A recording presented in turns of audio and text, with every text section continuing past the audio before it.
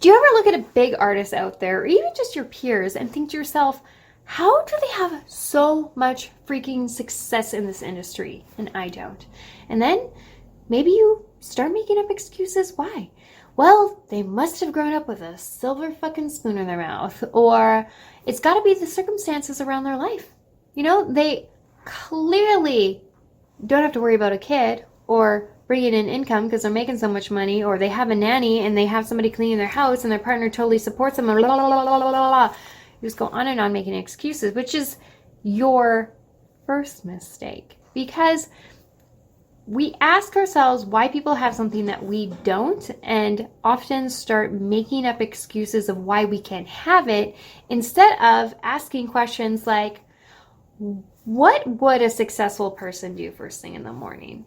Would they scroll on their phone for the first 30 minutes of their life? Or would they get up and maybe stretch for a few minutes? Would they get up, have a glass of water, maybe make some breakfast, maybe do some stretches?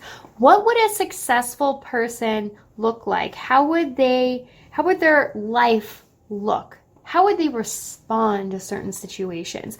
I watched this really cute little TikTok the other day where this person was talking about how before they're about to answer something, especially if they find themselves really worked up, to just stop and think about what would the best, most empathetic, kind, like coherent version of myself do in this situation? How would I respond or not? What would that look like? And so when we start asking ourselves questions like, what would it look like for me if this is the thing that I had? And you start implementing that into your lifestyle to the point where it becomes habit, you are so much more likely to have the success that these other artists have.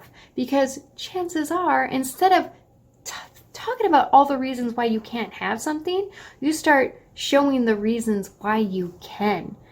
And your brain is like, okay, cool, let's make this happen. And it's usually just small little steps. Like, for example, if you were thinking that somebody that's super successful is probably also really healthy and takes care of their physical and mental health, something small you might do is just don't push the snooze button when your alarm goes off first thing in the morning, or have a glass of water before you have a coffee, or maybe stretch your neck a little bit before you get to work. Maybe instead of picking up your phone first thing in the morning, you make your bed.